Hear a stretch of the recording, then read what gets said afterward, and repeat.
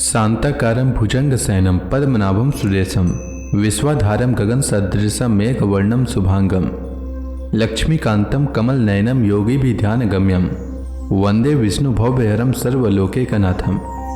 मंगलम भगवान विष्णु मंगलम गरुड़ध्वज मंगलम पुंडरीकाक्ष मंगलाय तनोहरि। ओम नमो भगवते वासुदेवाय। आज का दिन आप सभी के लिए मंगलमय हो। आइए सुनते हैं ज्येष्ठ मास कथा का 22वां अध्याय। श्री सुखदेव जी कहते हैं, परीक्षित, इस प्रकार जब ब्रह्मा जी ने भगवान की शक्ति और लीला की स्तुति की, तब जन्म मृत्यु रहित भगवान अदिति के सामने प्रकट हुए। भगवान की 4 भुजाएं थीं, उनमें वे शंख चक्र गदा और कमल धारण किए हुए थे। कमल के समान कोमल और बड़े बड़े नेत्र थे। पीतांबर शोभायमान हो रहा था। विशुद्ध श्याम वर्ण का शरीर था। मकराकृति कुंडलों की कांति से मुख कमल की शोभा और भी उल्लसित हो रही थी। वक्ष स्थल पर श्री वत्स का चिन्ह, हाथों में कंगन और भुजाओं में बाजूबंद, सिर पर किरीट, कमर में करधनी की लड़ियां और चरणों में सुंदर नुपुर जगमगा रहे थे। भगवान गले में अपनी स्वरूपभूत वनमाला धारण किए हुए थे, जिसके चारों ओर झुंड के झुंड भौरे गुंजार कर रहे थे। उनके कंठ में कौस्तुभ मणि सुशोभित थी। भगवान की अंग कांति से प्रजापति कश्यप जी के घर का अंधकार नष्ट हो गया। उस समय दिशाएं निर्मल हो गई, नदी और सरोवरों का जल स्वच्छ हो गया। प्रजा के हृदय में आनंद की बाढ़ आ गई। सब ऋतुएं एक साथ अपना अपना गुण प्रकट करने लगी।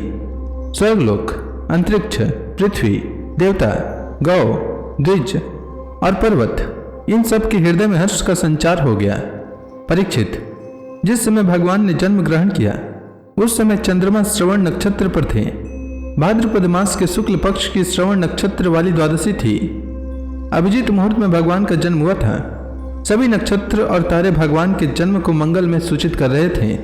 परीक्षित, जिस तिथि में भगवान का जन्म हुआ था, उसे विजया द्वादशी कहते हैं। जन्म के समय सूर्य आकाश के मध्य भाग में स्थित थे।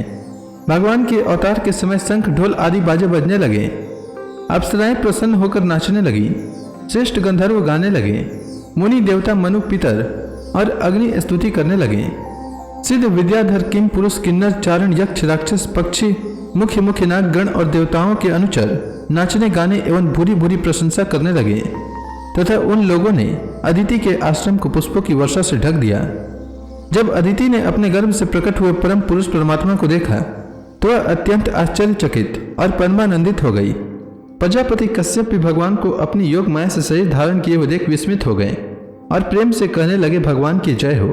परीक्षित, उन्होंने जो परम कांति में आभूषण एवं आयुधों से युक्त वह शरीर ग्रहण किया था, उसी शरीर से कश्यप और अदिति के देखते देखते वामन ब्रह्मचारी का रूप धारण कर लिया।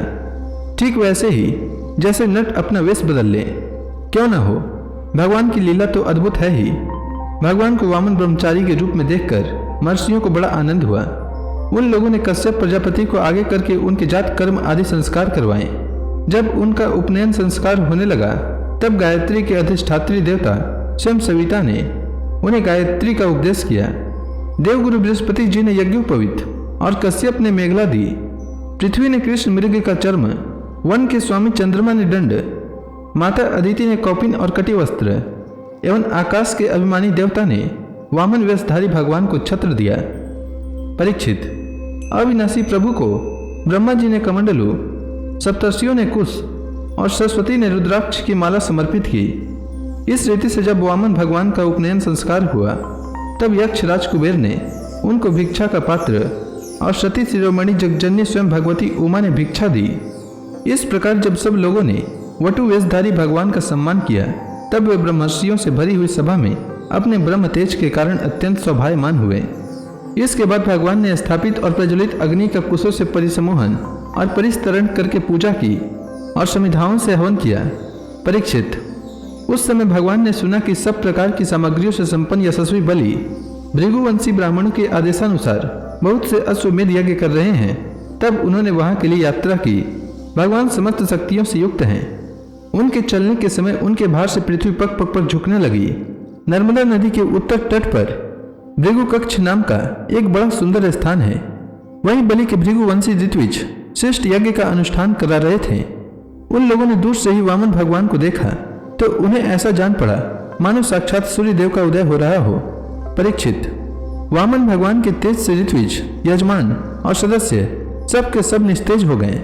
वे लोग सोचने लगे कि कहीं यज्ञ देखने के लिए सूर्य, अग्नि अथवा सनत कुमार तो नहीं आ रहे हैं।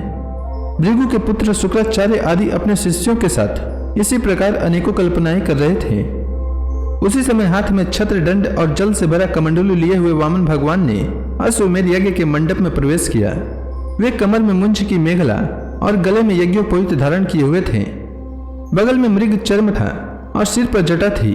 इसी प्रकार बौने ब्राह्मण के वेश में अपनी माया से ब्रह्मचारी बने हुए भगवान ने जब उनके यज्ञ मंडप में प्रवेश किया, तब भृगुवंशी ब्राह्मण उन्हें देखकर अपने शिष्यों के साथ उनके तेज से प्रभावित एवं निष्प्रभ हो गए। वे सब के सब अग्नियों के साथ उठ खड़े हुए और उन्होंने वामन भगवान का स्वागत सत्कार किया। भगवान के लघु रूप के अनुरूप सारे अंग छोटे छोटे बड़े ही मनोरम एवं दर्शनीय थे। उन्हें देखकर बलि को बड़ा आनंद हुआ और उन्होंने वामन भगवान को एक उत्तम आसन दिया। फिर स्वागत वाणी से उनका अभिनंदन करके पांव पखारे और संग रहित महापुरुषों को भी अत्यंत मनोहर लगने वाले वामन भगवान की पूजा की। भगवान के चरण कमलों का ध्वन परम मंगलमय है।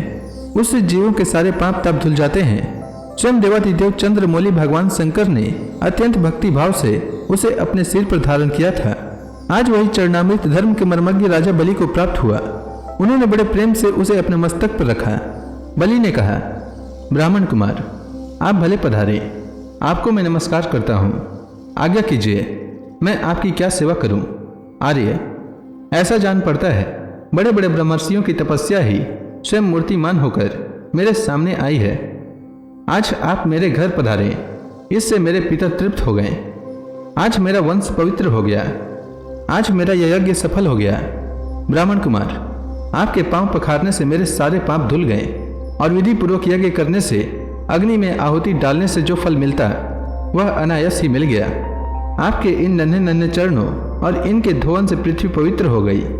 ब्राह्मण कुमार, ऐसा जान पड़ता है कि आप कुछ चाहते हैं। परम पूजनीय ब्रह्मचारी जी, आप जो चाहते हो, गाय, सोना, सामग्रियों से सुसज्जित घर, पवित्र अन्न, पीने की वस्तु, विवाह के लिए ब्राह्मण की कन्या, संपत्तियों से भरे हुए गांव, घोड़े, हाथी, रथ, वह सब आप मुझसे मांग लीजिए। श्री सुखदेव जी कहते हैं, राजा बलि के ये वचन धर्म भाव से भरे और बड़े मधुर थे। उन्हें सुनकर भगवान वामन ने बड़ी प्रसन्नता से उनका अभिनंदन किया और कहा, तो इसी के साथ यह अध्याय समाप्त हुआ। इसके आगे की कथा मैं कल के अध्याय में सुनाऊंगा। तब तक के लिए भगवान हरि का नाम लेते रहें।